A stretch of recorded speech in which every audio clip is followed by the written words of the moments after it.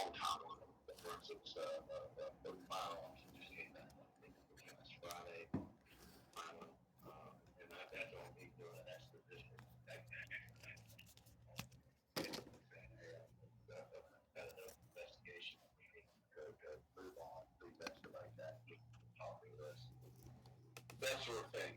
And he can't have any control on medical exam results too. We're all this time later. We still don't have it report on occupancy. So we're pushed by Mr. Shabazz actually filing a request to appear in front of the grand jury.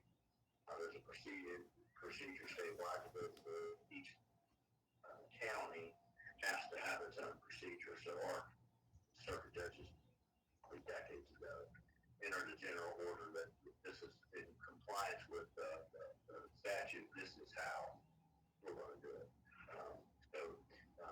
Judge Wilson got that request from Mr. Shabazz and is following that procedure. So all that's been done. I have to respond, and that's why that's what precipitated this meeting. I have been required to disclose, not necessarily in a public way, but in a semi-public way that could get out there to Mr. Shabazz. So is he on there? Yeah, I think he's on here. Okay. Shabazz on the line. Yes, I am on the line, Mr. Freeman. Can you hear me? Yes, I can. Good morning. So in response, we're going to file that with the court, and we'll have a hearing in the near future, 22nd of May. That's an in-camera hearing, so it's not a public hearing. So it's not this time. Things are going to get out there that we've had to file. We've had to state in that closed hearing. And the more we have to disclose to other people, including Mr. Shabazz, and he's running an organization. So the more that stuff gets disseminated, the more likely it is to get out in the public. And you all, as family members, particularly precious, and our siblings, they have an absolute right to hear it first. So my fear is like we need to hurry up and get this meeting. That's why we're not waiting on Precious to be able to come clear back to us and continue to do it in person. I don't like doing it telephonic like this because they're sensitive matters. People's loved one is they're gone, and their lives are impacted by not only that loss but by the decision making that's going on. They need to have the information first. I would have felt a lot more comfortable doing it that way. And I'm not criticizing that. I understand the nature of what he does as an activist and what the purpose of his organization is. So, in much respect to how he dealt with me talking on the phone yesterday, too, it was very professional exchange. With those things being said, I want to lay out and listen to today. I'll respond to where they request for you with information I request. If I could only get about what belongs to me. Like if my office through my investigator went and did certain things, then that work product, if it was a closed investigation, I'm currently in the case, that could be subject to a FOIA stuff. The records related to things in my office could be subject to a FOIA request. What I don't comply with or distribute on a FOIA request would be the Sheriff's Department's reports. I may have copies of those, but I didn't really produce those. They don't belong to me. The medical examiner autopsy report, the West Virginia State Police, the lab reports, those don't belong to me. Emergency 911 centers, radio logs, their unit response time, command log, and most importantly in this instance, the 911 calls. They don't belong to me, so I'm not going to copy and reproduce them, even though I have copies. And I maintain copies for my use, but they don't really belong to me. So the FOIA request to each person that kind of owns that work product. And I always direct requests to me for things that don't belong to me. I'll let them know. There's stuff out there that the right agency is this agency. So that they can get that. We mentioned that. And I'm saying this for Mr. Shabazz's benefit. He's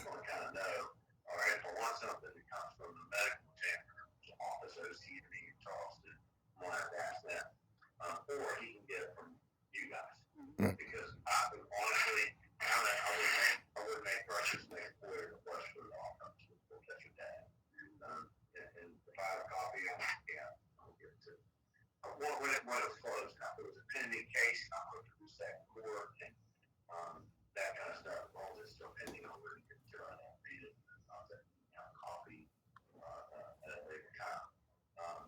Once things are over, sometimes share them with lawyers who represent a person's estate, prosecute the person who killed them. And there's a wrongful death cases going on. I can be analyzed. It's probably appears somebody's insurance or something because the guy's got one for that person.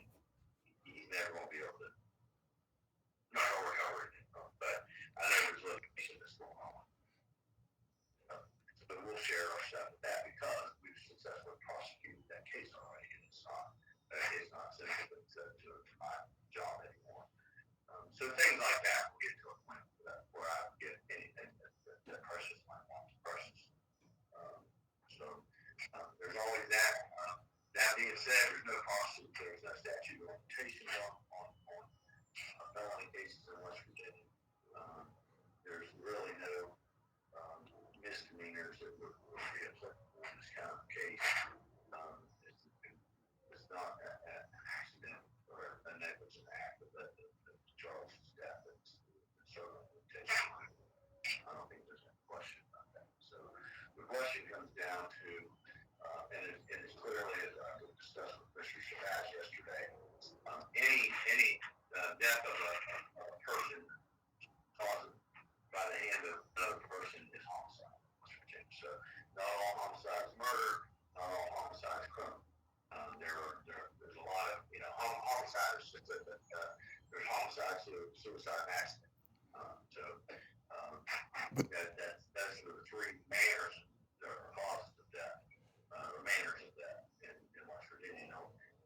If it's not homicide, then it can't be criminal. And so, but not all homicide is criminal. They have unique definitions.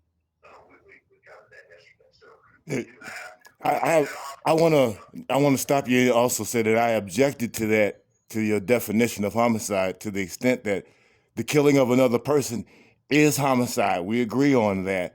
But what happened with Charles Echols was manslaughter, at least on its face, because you can get in a fight. But if that fight escalates to the point where you use deadly force, and that deadly force is not called for, then that's manslaughter. It may not be murder. If you believe the fight, it's not murder. And just because it's a homicide doesn't mean it's got to be manslaughter or murder. Well, this is why we believe this should be put forward to a grand jury examination, Mr. Freeman, because of the fact that there's a distinct difference in what's going on here to the fact that we have to rely upon what Chacon and Costello said in terms of the basic information about what happened. You relied totally upon the killers. That's necessary, but I'm talking in very general sense at this point in time. We'll get to the argument later. And I'm going to tell you that the prosecutor is always the gatekeeper for all criminal cases, all matters that are brought to court, all charges that are filed or not filed. And what that means is, if charges are filed and the prosecutor's office says, hey, those charges aren't justified, we can dismiss them. If charges are filed and they're not enough, we can increase the charges. If a person is overcharged and it doesn't fit the evidence, we can reduce the charges.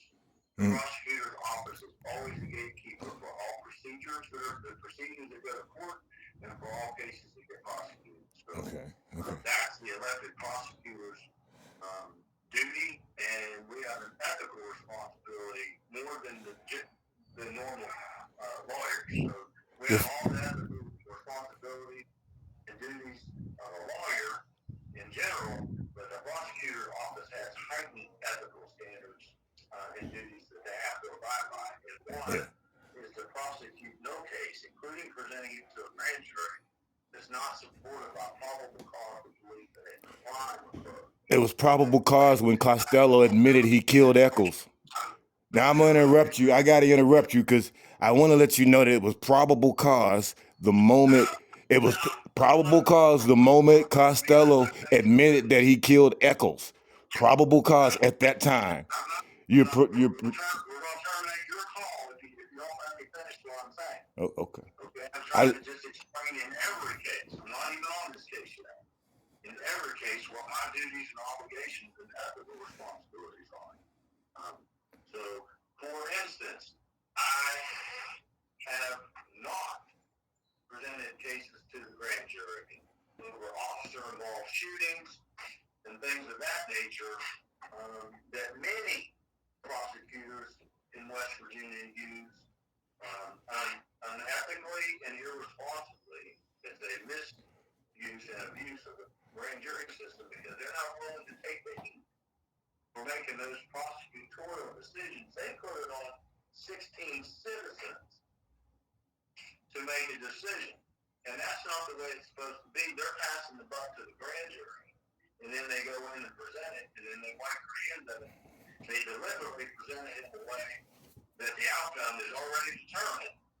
They don't present the entire evidence that they have, and they get the outcome they want, and then they can tell a grieving family or some other person that, oh, well, we presented that to a grand jury, and the grand jury said that that crime occurred. That's not the grand jury's duty. That's the prosecutor's duty, and and I have friends that are prosecutors, and I tell them that if you do it that way, that's the coward's way out of making the hard decisions, and you taking the brunt of public opinion. You can't put that on 16 anonymous grand jurors who are secret. It's not fair. It's not, and it's not ethical. You have a confession here, an admission wrapped in a self-defense narrative that hasn't been fully proven. I'm not on this case yet, Mr. Shabazz, and if you continue to interrupt, you're not going to be part of this process. Okay. Okay? I'll certainly hear from you when we get through this. We're not even talking about this case yet. So I'm explaining why I feel responsible for making this decision. Now, if there's probable cause to believe a crime is committed, I certainly do present it to the grand jury. I have presented police officers to the grand jury. I prosecuted and convicted police officers, for example. And I've done that in other cases. And we have presented out of thousands of cases to a grand jury in the last 10 years. I can count on probably one hand how many not true bills we received. Because if it's not supported by probable cause, I'm not presenting an indictment and running the risk that jeopardy for purposes of double jeopardy is attached and then lose the case because we don't have evidence to support it. So when I present a case, I can go in and I can honestly tell that grand jury, I believe in this case we have ruled out every other possibility and we have found evidence that determines there's probable cause when this crime is committed. And that's why we get so few not true bills, and almost every one that's not true bill cases, to be quite honest, involve marijuana cases. And that's because about half or two-thirds of the grand jury supports legalization of marijuana, and they nullify all kinds of people. So that's a whole entirely different debate. But that's how I see my role, and that's why, and I take it seriously. And that's why I make the decision of whether cases get presented to the grand jury. We'll see what the judge says on May 22nd. You can present all you want to him at that time. What I'm here to do is outline for the family what the current evidence is and what it shows. And it's really one-sided and undisputed because we have taken so much time to exclude every other possibility that could be supported by any evidence. Now, you have a point, Mr. Shabazz, that we are at the front end, we're compelled to, by circumstance, to rely on the only two witnesses who remain alive from inside that residence. And I'll be quite honest with everybody, that circumstance arose because Charles chose to go uninvited to his ex-girlfriend's residence at about midnight and enter it without permission in order to confront her and her new boyfriend. When we can get there, I'm going to outline how we got to that point. But he chose that forum and not them, and that is supported by the evidence. And what I'm going to start at the beginning now of this case and tell you what we have developed as far as the facts go. And first and foremost, first fact is that we have Charles III being in a romantic cohabitating relationship with Miss Chacon for a period of time. That relationship had ended months, maybe in excess of a year before the shooting incident happened. They no longer were boyfriend and girlfriend. They were no longer residing together. He had a separate residence. She was the only person on any of the utilities, on the mortgage or lease for the residence there in the Whitehall area. It's outside of Deerfield Estates. So they had several residences. They had so for a period of time. Ms. Chacon had moved on and had other relationships, as had Mr. Echols. When he became aware of relationships that had went beyond anything casual with Ms. Chacon, there was difficulties. He appeared to have more romantic feelings remaining for her than she did for him. In fact, there was a previous altercation about 6 months before this shooting, when she got involved in an extended relationship that went on to multiple dates, and was moving in a more serious long-term pattern. And he confronted the two of them in and outside of Walmart in Whitehall, created a big scene, and basically that relationship for Ms. Chacon ended as a result of that. They still remained on relatively good terms even after that. She saw him as a father figure to her now adult daughter, who had been in high school, I think, when they were in that relationship. So they were not on bad terms, but when she had a serious dating relationship, it got very uncomfortable. She met the other individual, Mr. I don't know, Costello or Costello, through her work.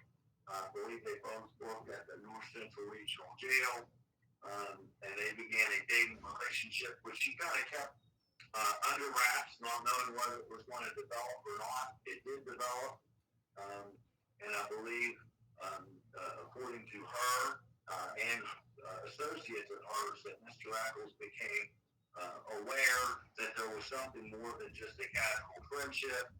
He actually saw them at dinner, very close in time to the shooting incident, and then by a phone call on that day, discovered that Costello, late into the evening, 10:30ish or so, was at Ms. Chacon's residence, and she advised that he was there fixing the garbage disposal, and they had an exchange about that by text and phone call.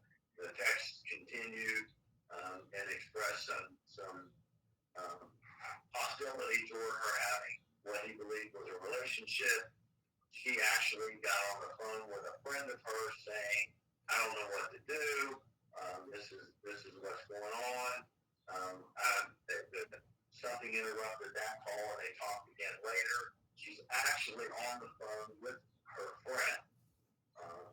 At the time, Mr. Echols entered the home without permission, and here's her, the friend described hearing her say, "What are you doing here? We're not doing this." And a male voice responded, "Oh, yes, we are." And then the phone call terminated at that point in time. She couldn't get her friend back on the phone, so I think she called the daughter and had another conversation. So those underlying facts. We have Mr. Echols' phone records. They match up perfectly with Mr. Chacon's phone records and their conversations and texts between each other on the day of the shooting, the late night of the shooting. We actually have location data that indicates that when Mr. Echols communicated with her where he was at, where she was at, and he actually, as the things got a little heated, he was over here at what's the name of the establishment? It used to be the restaurant right here on that street. He was working. Yeah. I can't think of the name on top of it. It used to be the Democrat Club, TG's. Our place? Yeah. I knew it as TG's for the longest time. But up here on Adams Street. So he was there. He had some text communications on an ongoing basis. Actually received location data, leave there and proceed out toward Whitehall. And some of the communications continued while he's en route. And at no point in time is he invited. No point in time does he say, listen, I'm coming. We need to talk about this situation. Nothing. So there's no notice that he's going out to the Deerfield Estates area, and no invite from Ms. Stone. They're there, and close to midnight. She's on the phone with her friend about what do I do? Should I just tell him that, I'm in a serious relationship and just kind of deal with it? Or do I, he's going to be upset about this, or he's already upset. We have some ring camera footage from the residence that confirms at exactly what point Charles arrives, and then it confirms that he entered through the garage door, which had a security code that had not been changed. Ms. Chacon, and I believe Mr. Costello as well, described hearing something at the door, the front door. That gives me the belief that Mr. Echols first tried the door and found it locked. Mrs. Chacon actually said that she left the bedroom on the phone with her friend, references the kids must be home. They were at her daughter and her daughter's boyfriend were at a local, I think, BW3's watching MMA fights. So she thought they had returned. He got up to go open the front door and heard the garage door open. Didn't think anything about it, confirmed that the kids were there. And she's standing waiting on them to come in. And Mr. Echols appeared, and not the kids. The exchange occurred of what are you doing here? We're not doing this. And Mr. Echols proceeded up the stairs.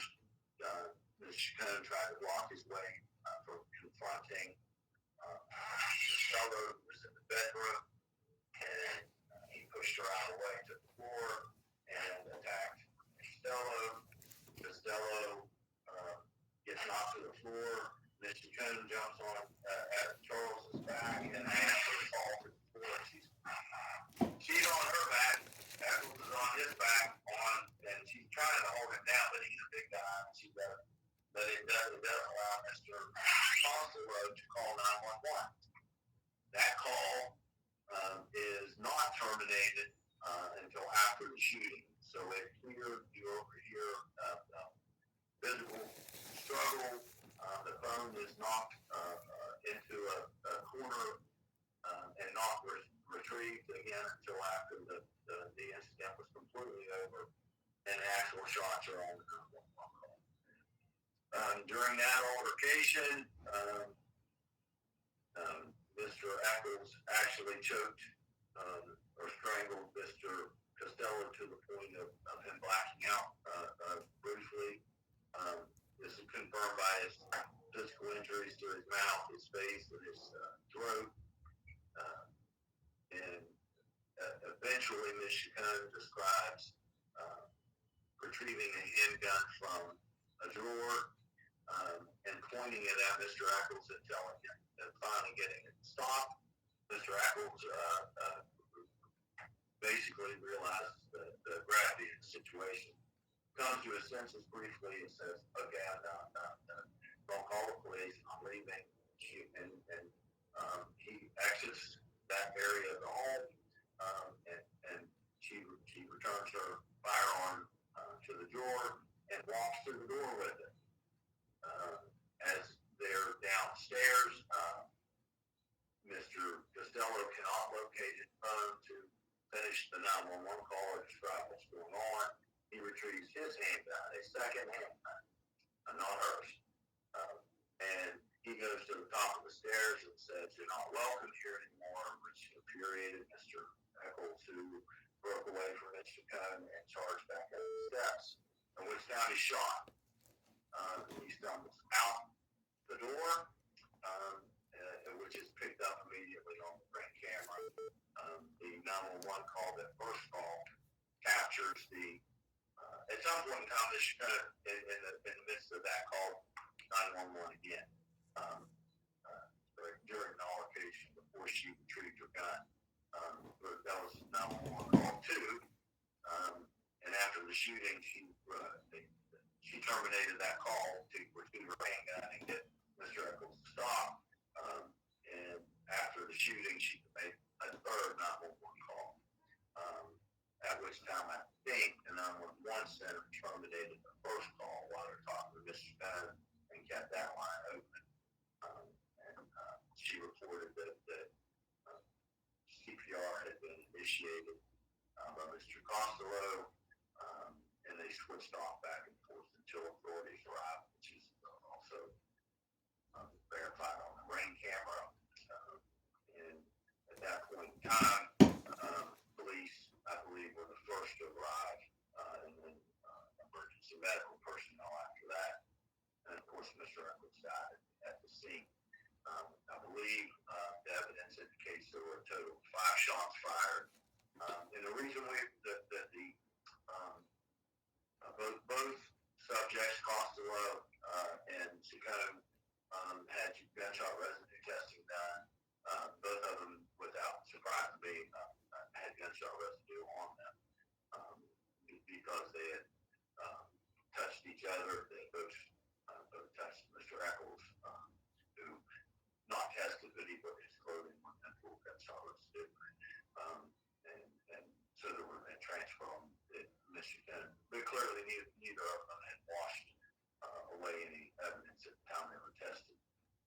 But because they both tested positive, that those 2 distinct firearms became very important to determine whether or not this was some kind of ambush or something else nefarious had taken place, because both Costello and Ms. Chacon described the incident very similarly, with few details conflicting, and some of those were because they came from different perspectives in the physical altercation. But in general, they matched as much as I would have expected, and did not match any more than would have been normal. If they matched perfectly, I would have been more suspicious of their motives and the underlying facts of the story. We did want to determine whether or not that second gun had fired any of the 5 rounds. We recovered 5 spent casings, all in the stairwell area. We recovered a spent round in the house in the stairwell area, and 1 intact round from Charles's body at the autopsy. Both the expended rounds came from Costello's handgun, and all 5 shell casings were fired from his handgun. The other gun did not appear to have been fired at all. It was a working firearm. And the reason that was critical was I believe they were both 9mm handguns, and might have had, I think, even some of the loaded ammunition packs. So they might have used the same brand of ammunition. So Prosecutor Freeman. there was not a way to make that determination from just the scene evidence. They needed to be compared at the lab. That's the report that we got back, the latest, and still are awaiting the autopsy. I feel a little more comfortable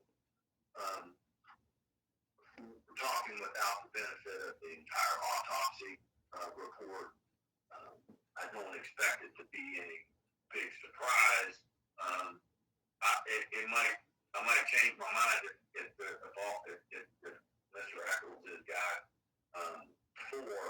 gunshot wounds and they're all from the back.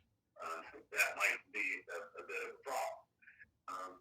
If one or two of them are in the front, the other two are in the back, that won't bother me as much unless the autopsy report some way can rule out or number which shots come in sequence. Isn't that too many? We don't have too many shots. 5 shots first. I'm just telling you. I know we're not in the courtroom. Yeah. Isn't that too many? I mean, no, 5 shots in that. I'm 5 shots. I'm not shooting a person under any circumstance. That's too many. Unless I'm shooting them to kill them. And I'm going to shoot. And you think of them, I'm going to shoot as many times as possible. Yeah, but when you think that the first time after you point the gun, that's just going to stay right. Yeah, I don't know what his training is. Right. And I don't know what his mindset is, but I'm only going to pull my weapon that I carry every day. Right. There's the one I carried in here today.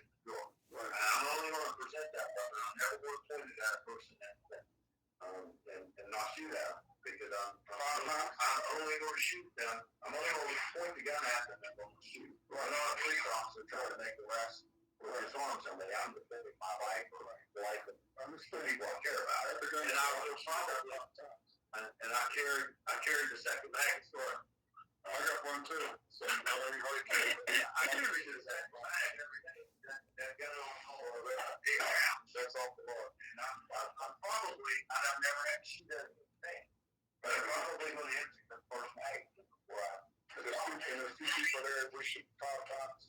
That means, they seem like you know what this is like to me? They watch a movie. Yeah. They watch the movie and put all this together 5 times. That's why 5 times. His intent was to kill the intruder. Yeah, correct. And one thing I have the intent to kill. You can presume the intent to kill if you only shot once. The number of shots is not unusual. It's not unlawful. It does show that he intended to kill the person in shot. But shooting once is enough. I mean, I don't know which shot. I don't know which shot killed him. So I think I shot one time. And that's part of it. Enough. It's everything he said, but I've never been there. But I'm saying I'm probably for the guy. You understand? I disagree with what you're saying. I'm gonna make sure we're shooting enough until that person's neutralized and he falls down. And if he doesn't fall down until I shoot, and I am going to shoot 5 times. She didn't have the gun. This is why they go to court. This is why they go to court. Everybody knows that. But I don't believe that. And one question I gotta say, so you said that he shot and fell down the steps, so why would he have to keep shooting? Like, when did that shot take place? He shot in rapid succession. So if he fell down the steps, I don't think that he will have to keep shooting. I could see if he had a gun on him, then of course I would keep shooting too, because he can get up and shoot back at you. But if you're shooting at somebody, he falls down the steps. The number of shots is not legally an issue. He shot an intruder that already showed him splashing out. The number of shots is an issue. Plus, he had the periscope. Plus, he was taking that, my understanding, he's taking them back and forth to the hospital, when they go to the hospital. That's why this needs to go to trial. It'll never go to trial. Listen. The number of shots indicates malice. Dr. Echols had no business in that house. That's your opinion. That's your opinion. That's a legal standard. He was in the act. He'd already committed burglary. So how did burglary got the passcode, Jeff? He got the passcode out. That doesn't matter. He had the passcode from a relationship that entered a year. Right. He can have the damn key. Yeah. And it doesn't matter. Well, he does not have the right to go. That's correct. This is a domestic violence incident. It's a stalking incident. Plus, you got it's a burglary. Domestic battery. We got officers and officers too. We have left. That's what I said. That's what it takes. I mean, pretend officers. No, you got officers more than defending officers. I mean, that guy worked for 50 years. He is not working for the fuel. He worked for a correctional. He worked at the regional jail. It's not even in the jurisdiction. It doesn't matter. It does matter. Well, like I say, it only matters Because you guys are on the other side of the so I play short from Super Jeff. I mean, that is correct. Come here. Pop-time, Gary. You have daughters. You better believe I did. And I did. That's right. If your daughter's ex-boyfriend came and used the passcode to get into your home, right, we're here having the same conversation. That's right. No, he would. There's no way I'm going to let shoot at that 5 times. There's no way I'll shoot him 5 times. Unless he had a gun pointed at me. So now I had already shot you. I never want that probably is in theory not what happened. I don't like the odds of someone being able to get hands on your throat and choke you. Right to the point that if that happened, and he comes charging back at you a second time, that in itself is he'd already used deadly force on this guy. But that's them two talking, right? That's the only evidence we have. I know. That's a narrative to justify using deadly force. It don't make it true, Jeff. I mean, because there's no dispute there. That's right. So what evidence do we have to the contrary? That's why I need to go to trial. We can't go to trial without evidence. You have enough evidence in the. Guess what? You'll never get because you'll never get a story. That's right. So you're basing that on 2 people that's living against one that's dead. So that's not fair either. Fair doesn't come into the equation. No joke. I was saying that. We work in I don't deal in the land of fair. I don't deal in the land of evidence. There's no evidence that something else happened. There's no way that I want to make sure, get the phone records and make sure that there's no communication that invited them there to say that we had a case. We had a case out in the Baxter area. And that sheriff administration washed their hand up and basically wanted to give the weapon back to the subjects the same night and said it was self-defense. Mm-hmm. And we stopped it. I can't say I did, but Pat did. He stopped and said, no. We have to look at this close. Their communications indicated they invited him there. They enticed him there. And then when he showed up, they shot him outside. And I took time, knowing that, because I was in this office at the time, as Pat's assistant, I knew about that. I'm like, we're not going to have another one of those scenarios. We're not going to make any decisions until we have all this to recheck and double check everything to make sure there's not some evidence that we can say, oh, this isn't what it seems like. If any of that had come back different, right down to the guns, why we could not make a determination whether to present it, not present it until that stuff was back. Because if she invited him to that house and then they shot him, we got to present something.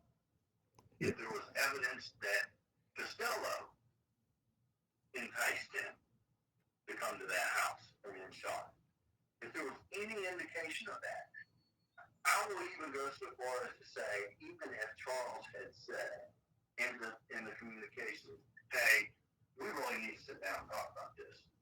I don't like that. I don't want our relationship to be over. I don't like this guy. I know something about this guy, whatever. And said, I'm on my way. We're going to sit down and talk about this. Even if she told him don't come, I'm going to look at it different. But there's nothing there. He deliberately did not say, I'm coming.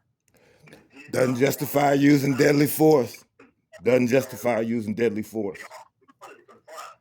He wanted the altercation like it occurred at the moment in that relationship. Well, she was so worried and was worried about Charles coming that he kind of she could have changed the passcode out of the right. Most people would have. No, most people don't. I guarantee they would have called it right. I wish you were right. Oh, I am right. No, you are. I see it every day. That's the work we did. Right.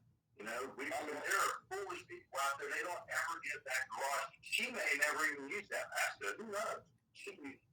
I know people that use the garage door opener and have the passcode. They don't even know their own passcode. It's all the time, and I can't tell my daughters enough how you need to be situationally aware. You have to know that you're a single girl living by yourself. You have to change those codes. You have to lock your door. You can't. I took an air conditioner out of the youngest one's window. You just step like the height of my desk and stick your leg in that window. All I did, It wasn't attached. It wasn't secure. I put the air conditioner out. The window stayed up. And I stepped in her apartment. And I took the air conditioner. I gave it back to the landlord. And he said, when this goes back here, it can't be in that window. And it better have some screws in it. You know, you can't rent out to young women an apartment. And she was all hot, crying like a baby because I was going to have a confront her landlord with that. It terrified me how unsecure people are with their information, with their house, with their cars, everything. People are fools. When you're trained in a way that makes you aware. And tons of people are not. And we see breaking and entering, we see stolen guns all the time because people leave in their car unlocked. There's the lack of security. So I'm not surprised at all that she didn't change it better. It's stupid. But even if he had the code and she knew he had the code and didn't change it so he could come and go. Yeah. Wouldn't invite it. But she tried to say he broke in. The 911 call says. It's a whole different story. If the shooting happened at TG's parking lot, at Walmart, at any other location, it changes the whole narrative. But it was in her residence. Yeah. But she called 911 and said he tried to break in. They could have shot him when he first came in. And I'd have to make the same call. Because you are permitted under current law to presume anybody that comes in your house uninvited is there to harm you or other person. That's probably what did happen. She probably shot him. He probably was shot when he first came in, and they made that other stuff up. The physical altercation, they did the right thing. They called 911, and the second part of the physical assault occurred on an open 911 call. And those are the things that we don't just have Shakur and Costello. You know, we have pictures of Costello's face. We have a bloody mouth. We got red marks that probably, we didn't take subsequent pictures, but they indicated that he'd been struck in the face. They're not bruised yet in 2 or 3 hours when the pictures were taken. And he had red abrasions on his neck. You know, they simply didn't fabricate this that part of the story. And I don't dispute. I didn't know that there was a Charles Echols III. I mean, when I saw that Charles Echols had been shot in some kind of incident at someone else's residence, to be honest, I thought it was his dad. Because we still have open cases with Charles Echols. And I just thought it was that Charles Echols. I didn't know yet there was a third and a fourth. But when I saw Charles, the third's picture, and photographs on Facebook and stuff, I'm like, I know that guy. I know who he is. I don't know him. Never knew his name, but I've seen him officiating sporting events and out and about there. He's on at MC. Oh, maybe he teaches. I don't know, but I knew who he was. I didn't know that that's what his name was. I don't have any doubt that he was a good guy overall. But apparently he's a jealous guy, and I'm sure jealousy in this there is, unfortunately. And this is a domestic violence related case. Heat of passion, which is manslaughter. Yeah, if it's a heat of passion case, it's manslaughter. Manslaughter, but you know that's. I guess everyone has their opinion. Yeah, and everybody. And we've had situations where we're like, I'm convinced the other way on a personal level, and we got to find the evidence to produce it. You have the evidence on his face. That girl on the parking lot off Merchant Street, where you're in Driver, Marion County. I think we had the right person charged, and we don't have the evidence to convict the guy, so we cannot proceed against him. That made that decision, and it was the right one. You have an admission. You have the evidence. You have an admission. You have more than what a lot of other prosecutors have. You have an admission from one of the killers. I have an admission that he caused the not that there was any criminal intent. And you always have to have, it has to be an unlawful and unjustified killing to go that route. And that is not supported by the evidence that we have. Well, we disagree because most of your evidence comes from the killers themselves. I never even looked at the phone records that were relevant to this. I don't know if he had. He may have the cleanest record of anybody, and he may have a worse record. I don't know. Did Echols and Costello know each other? And to be honest, I ran Dunnies, and he did have one. So not that it was far enough in the past. It doesn't relate to this. I wanted to know if he had had previous domestic stuff with Chicago, or if he had previous domestic stalking charges, protective orders, things like that. And I didn't find that. We're limited to this relationship and this incident.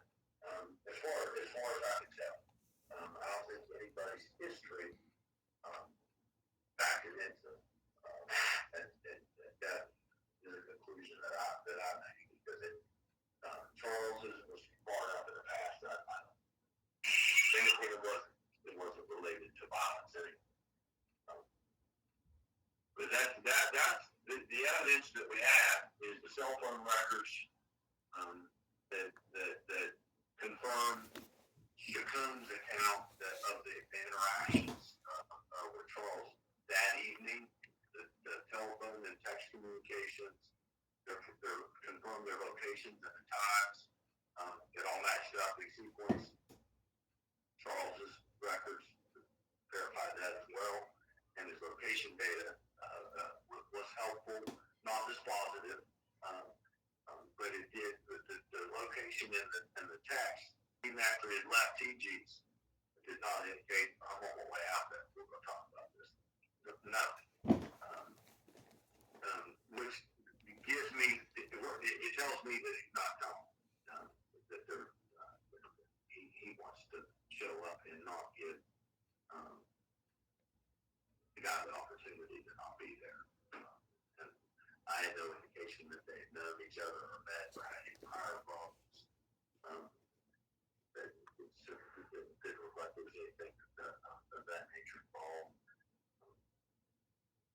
The evidence indicated from at least the accounts of Shakun and her daughter that overall, absent the interference with a couple of the later relationships, absent that kind of thing, that they remained on a friendly basis, particularly with Shakun's daughter.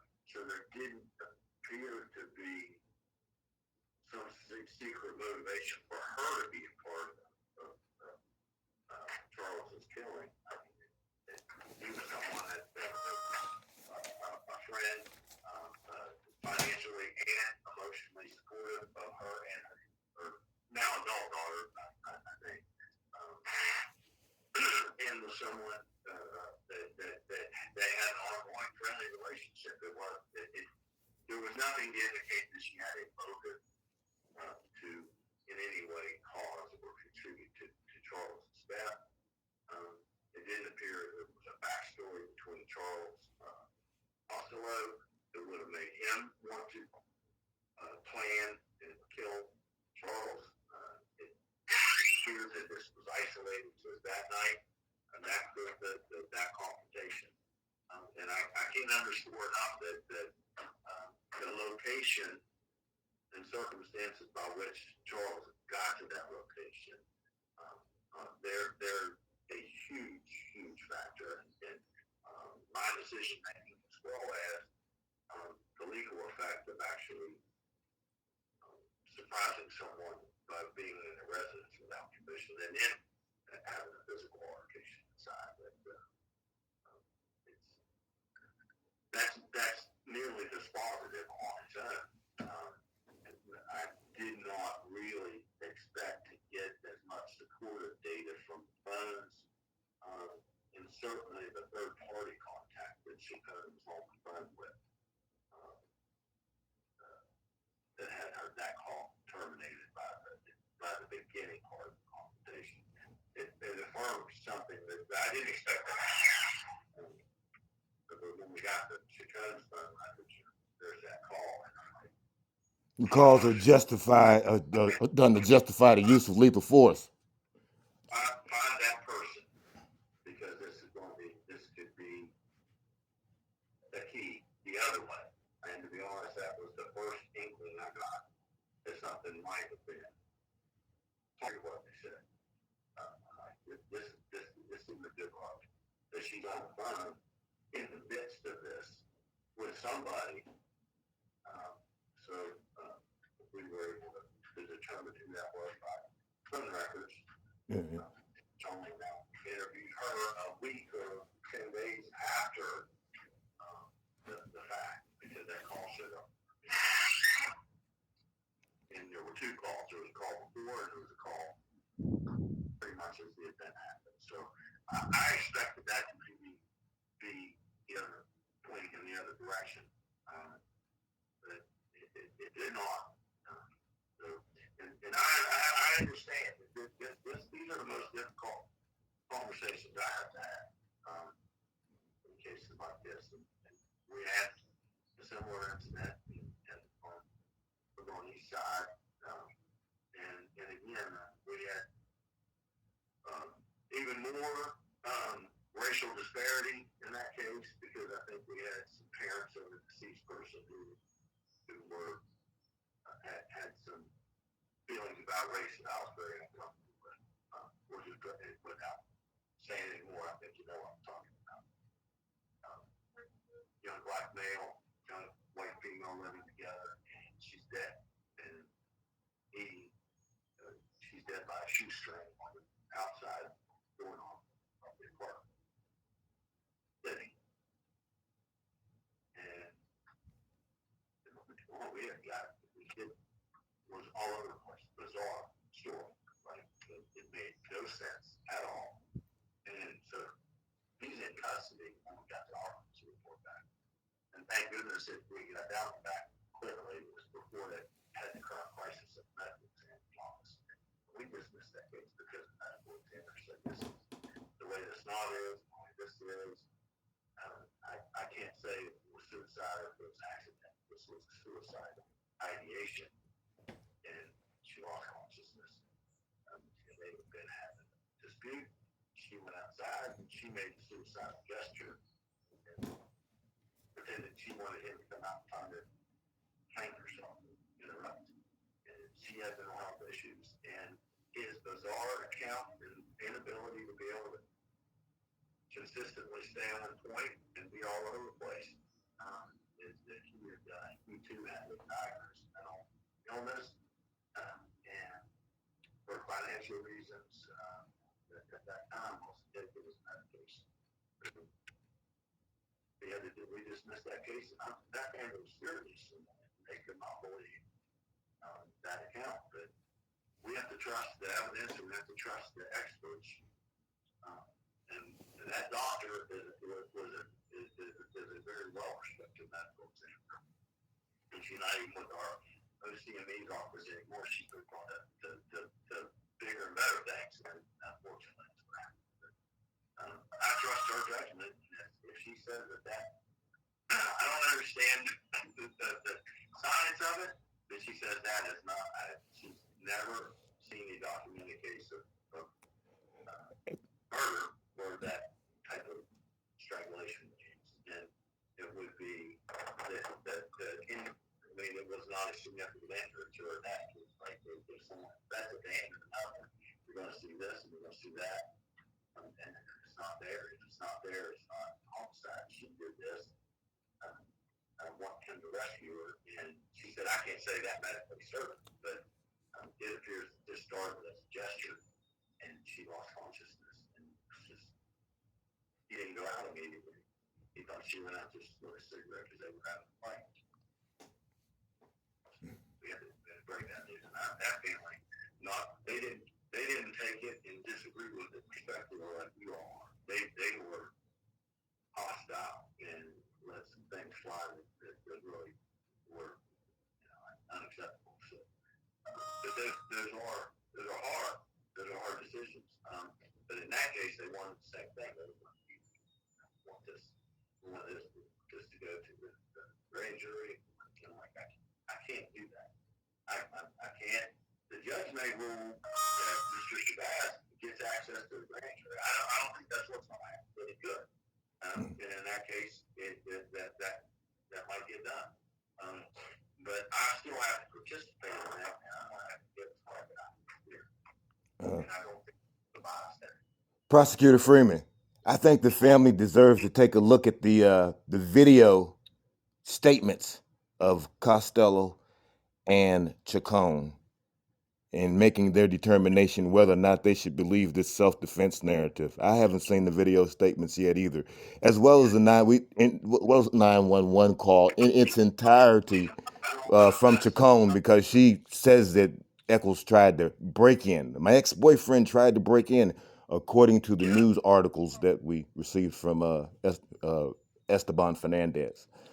Is that correct? Did she make a call and say the 911 call and say? She said that on the 911 tape that my ex-boyfriend broke in and he's in a physical altercation or described some things. Is it broke in or tried to break in? Is it broke in or tried to break in? No, that he broke in. Okay. We'd like to be able to review it. And the legal term of that term is what they call a term of art in the law. The breaking part is not an essential element of burglary. You can commit burglary by fraudulently obtaining entry by saying you're the pest inspector, when really you're just wearing a uniform you bought it online, and you go in and you break and burn or whatever. That's still a burglary, even though they let you in because you got in by an unauthorized way. So for burglary, it's entering without breaking or breaking and entering. It's being to commit a crime inside makes it burglary. In this case, no one allowed Charles in. He did use the code that he had previously had, and even if she knew he had it,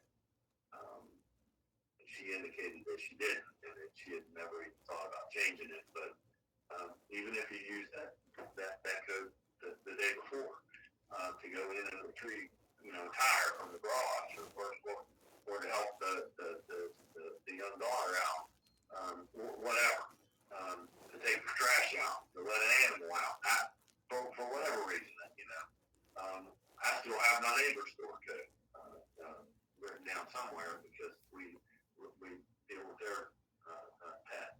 Or actually, I probably should get rid of it because the dog died, and they don't want to have it. So we don't do that. But my daughter's house sat for him, and we had it. We're close friends. But if I use that door code that I have that they gave me, and I go in and I steal the TV, I committed a burglary. If I go in and smack the husband around, I committed a burglary, even though I didn't commit a felony inside. Just because I went in with the intent to do a misdemeanor is enough for it to be burglary. Okay. That's where that comes from. You don't have to force it to enter with a code burglary when the general law, or use a pick or climb through an open window. The breaking or the entry can be entered without breaking. The intent to commit a crime inside, which is that part is relatively clear in this case if you went and make the confrontation. I want to make a statement that, based upon listening to what you said with this additional information, indicating that you said that Costello was choked by Echols. I've been advised as a third-party mediator agent representing the best interest of the people to tell you that we demand an arrest within 7 days based upon the admission of Costello. That's not going to happen. No. Not going to happen. And to be honest,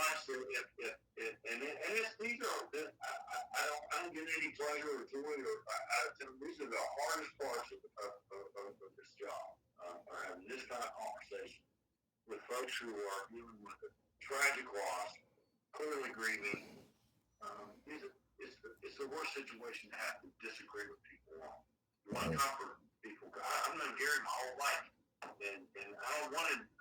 I care about his opinion of me, and I wouldn't want to disappoint him.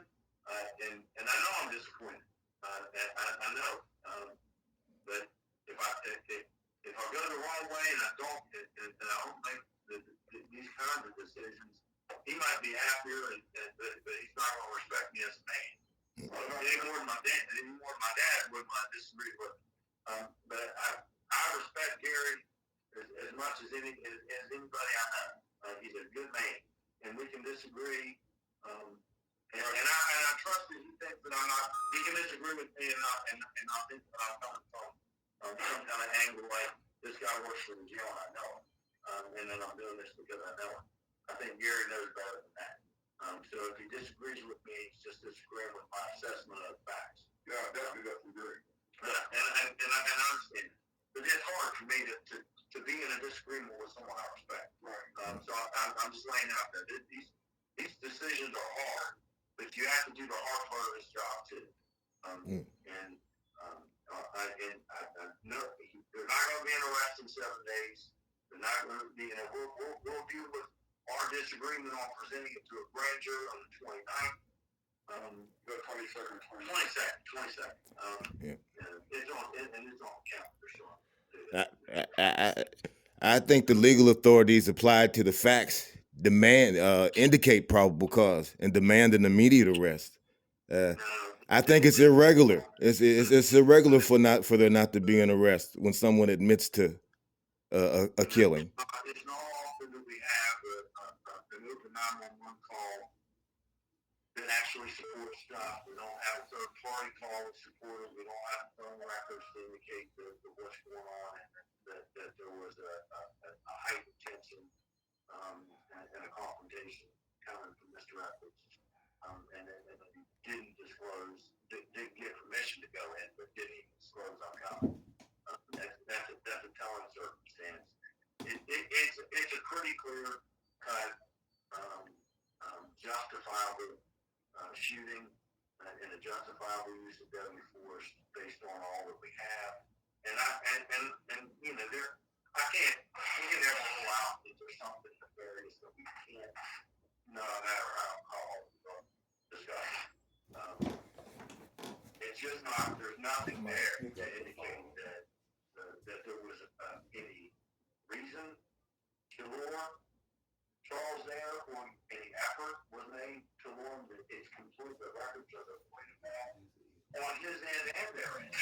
I didn't find that they had cleared their funds of anything, but it showed up on his. You know, we're looking for that as well, and you know, because this is such a serious matter where someone lost their life, you want to exhaust and rule out there being any evidence the other way. And unfortunately for your position, we weren't. We didn't find anything suggestive of that at all. But we did exhaust it. I mean, that's why it has taken this long. And to be honest, had Mr. Shabazz not pushed this issue to a head, I would have waited on having an autopsy report too. Because there's, you know, the outside chance. I didn't really think that based on the way we found things, that the gun testing was going to show that the second handgun was also used for. And the biggest problem with that would be not that the shooting was any less justified, maybe it was her gun, not Costello's, but it would have pointed to their lying. And them lying is clearly indicative that something else is at play. But I didn't expect it, but I didn't want to make a decision and couldn't without those. It actually came the day that it came after, after the application to present stuff to the grand jury came. The judge had not yet ordered me to respond. Actually, I think I already responded when we got it. But in any way,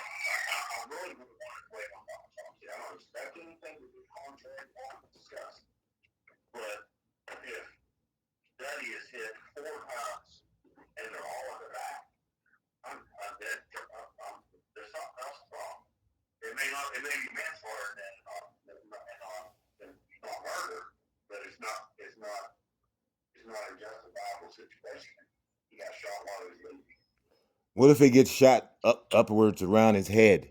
Some of the, for instance, I understand. I think one of the initial indications is that one of them was in his cheek or facial area. But again, I want to wait on the autopsy report because I don't trust a layperson or a police officer or our local medical examiners assertion of wounds when they're not trained to actually conduct a forensic autopsy. Okay, so okay. That's like me looking, okay, this one is smaller and this one's bigger. That must be the exit one. Okay. In a general sense, that's true. There's a lot of other factors that a trained scientist looks at. I don't trust mine. I've been wrong when I've looked at those injuries. Have you checked? The medical examiner for our county, who is not a doctor, and the police, the injuries to this guy's head and face were so severe they thought it was shot. And it turned out he wasn't, based on the autopsy and the co-defendant's account, that he was beaten with a baseball bat. But he was beaten in the head with a baseball bat, so that looked like he was shot. Mm-hmm. So I don't want, I really don't like us having to debate to even have this discussion yet. How long? How much longer before the reports come in? Before today, have these discussions with folks and say, listen, it's not working. There's no evidence of a crime so far, but we don't have everything back. And I've consistently said that. And until or unless something shows that this was not as described, we're probably going to be stuck with it. But something afoul of that opinion would have been that the opposite gun was used, and it destroys every account those two gave us. Yeah. Well, I wouldn't trust any of it that the other gun was used, or both guns were used. And it's going to change my opinion of it if every injury to Echols is in the back and indicates he was at the door and got shot. Or that he was walking down the steps to leave and he got shot. Then we're talking about a completely different narrative. So I don't really like having this discussion without the autopsy report or us having this hearing on the 29th. And to be honest, Mr. Shabazz, I don't think the judge will make us, I think he'll tell us on the 22nd that we don't have an autopsy report yet. It's not, we cannot make the determination of whether it's presented or not presented yet. Because that's going to change the entire narrative. If his injuries aren't consistent with the description given by Costello and Stone. Have you checked with them down there in Charleston? Pressed them? Oh, yeah. We did that several times already, and they have given us as late as when I got your application and the judge's letter for me to write a response, we pushed again, and that's when we got the date. And I'll give you just a general description of what's going on. We are at least 3 trained doctors, medical examiners, forensic examiners down at the medical examiner's lab. One person retired. We were using 2 doctors who were medical examiners in other states to help us with our backlog of autopsies because we had 2 of our medical examiners in Charleston have significant illnesses and medical situations. One is not going to recover, and the other one is not going to recover to a degree where he can resume his duties. But they didn't make that initial. They didn't know that initially. So we were down 2 for an entire year. We only had 4 or 5. And they knew every autopsy, not for every criminal case, but they knew every autopsy period. In the entire state of West Virginia, where accident, suicide, criminal, whether it's for wrongful death purposes in a civil case. They do them all. So they do the autopsies okay, but getting the report done is the hard part. So they do this autopsy, and the entire thing is stupid, and it's recorded. And so they're basically dictating their stuff and making notes. And then he may do 10 a day, and then he's got to go back and do his 10 reports. And then he's got all the next day's autopsy. And they would rotate when they had a full complement of doctors. They would rotate and have days where they just wrote reports, and they still took too long. Okay. And now we've had a retirement. One of the persons from the other state, who was in New York and West Virginia, doing all part-time, he's retired. So now we're down 3 full medical examiners. And it's yeah, I see where you're at. It's really difficult. Yeah. It's on other cases trial because sometimes you don't need the autopsy reports to know the murder. And we went to trial and then we used our local medical exam because it was just necessary to prove he was dead. The 4-year-old boy that was murdered, we didn't use a medical examiner. For Charleston, because we didn't have that. But that child was in ICU at Ruby and had traumatic brain injuries, and they kept him alive because he was an organ donor at 4 years old. Prosecutor Freeman, I have one question I need to ask you. When the police arrived, was Charles Echols, was his body outside of the house or was it inside the house at that time? The shooting is pretty clearly indicated is in the house, and he makes his way outside on camera and stumbles and falls in the yard. Now you. From the ring camera, none of the shots were made outside. It was already shot, and basically there's damage to the door and everything where it falls through. As a nurse, did Chacon did she treat him? You said they both did? Both Chacon and Costello rendered medical aid. According to what they said. Well, I think it's might be on the ring camera as well. Okay. When police arrived, they were still on the 911 call, the last one. They're rendering aid. Actually switch off the CPR. Actually visible on the ring camera that seeing them render aid to him. I believe it is, but I don't want to say that determinably because I didn't. This is all. Okay, we need to know that because in order to believe this narrative, that makes a difference. If we're going to believe this narrative about them, about this fight, then them rendering aid to him shows that they didn't. It shows that there's no malice. It indicates there's just you understand. 5 shots indicates malice. But if they're giving them aid, then that says that they were really trying to look out, self-defense. You have to weigh it. And we continue to state that this was manslaughter on his face if you believe the fight, and it was murder if you don't believe the fight. But it was a felony on its face. They went beyond the scope of reasonable force. Okay, 1 shot could have ended it, could have stopped things, and he could have still been alive if it was a fight. If it wasn't a fight, then you have a scenario where they are trying to justify the use of deadly force. So. How far was he to the door? Yeah, 5 shots. He couldn't get. He must have pretty close to going outside. 5 shots. So he didn't go too far for 5 shots. You think he probably from the damage to the door and the way that Charles is captured on the ring camera, right? He's staggering down literally through the door. So you think out to outside and down the outside steps and falls. So you said after 5 shots, so you still went along. Right. I mean, 1 shot, I don't think it recovered around it. How many shots is in him? 5? I don't know. I don't know if every shot hit it. Because you know, good thing is this. Of course, this is how it's formed, but always was the every morning. I watch it for every point it's at the close.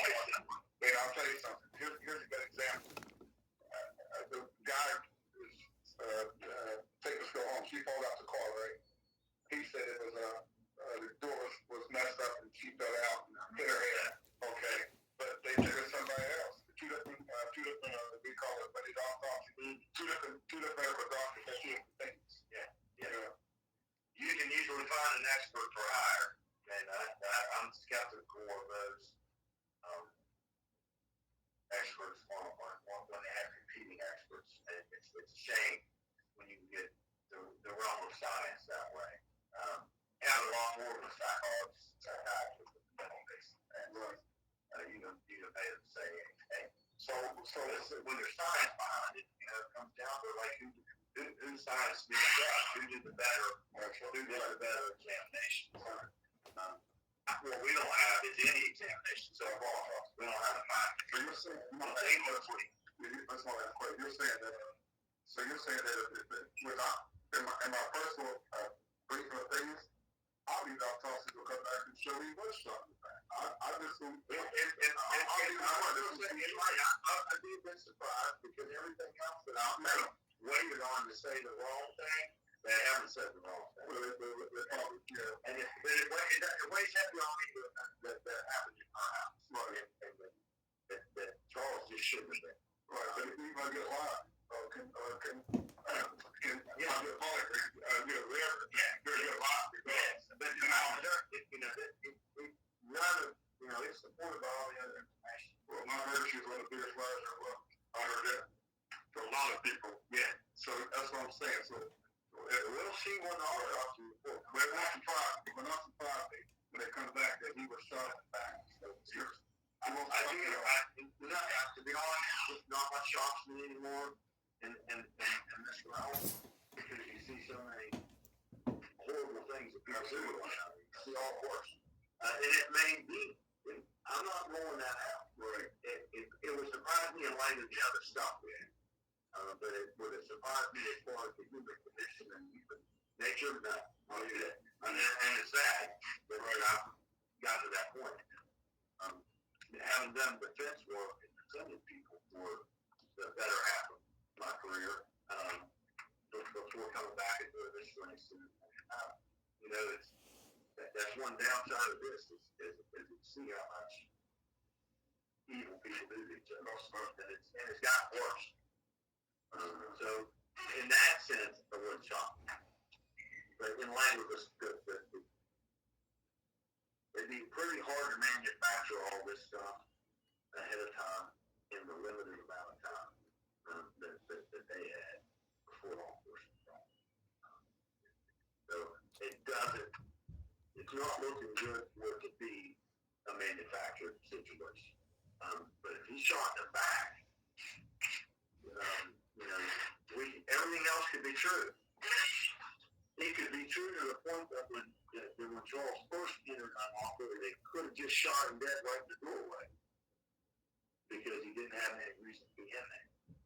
And our hands were tied. Now, if they shoot him right dead in the doorway. Everything they say is true. The fight happened. The strangulation happened. Chacon being knocked down. And then when he heard that act, that he didn't believe. And to stop choking Costello. And all that was true. And she's showing Charles out the door. He agreed to leave. He stopped and was leaving. And that man got up and shot him in the back while he was leaving. It's murder. It's not manslaughter. It's first degree premeditated murder. You got your tail whipped by the ex-boyfriend. Charles probably committed a felony still, but entering the house with the intent to commit a crime. And the burglary is still there, the strangulation is still there, but it was stopped and over, and it was not presented if he shot in the back. So if he shot 3 or 4 times in the back and none in the front, he's got a problem. And I consider the shot to the head a problem too. What's I consider the shot to the head a problem. The one you said that was up around the neck, that's deadly area. They're not the steps with you. That's probably the most direct shot. Even if you're a full shot, you could be center mass and mass coming up the steps. It's hard to believe that someone would charge up the steps with somebody holding the gun. I'm not saying he's holding it. You're not saying. I agree with you. That's not who pointed the gun at. Yeah. But if this whole story happened that way, it was Chicago who pointed a gun and said, "Right, Charles, you gotta stop the shooting, you're killing me," or whatever. Right.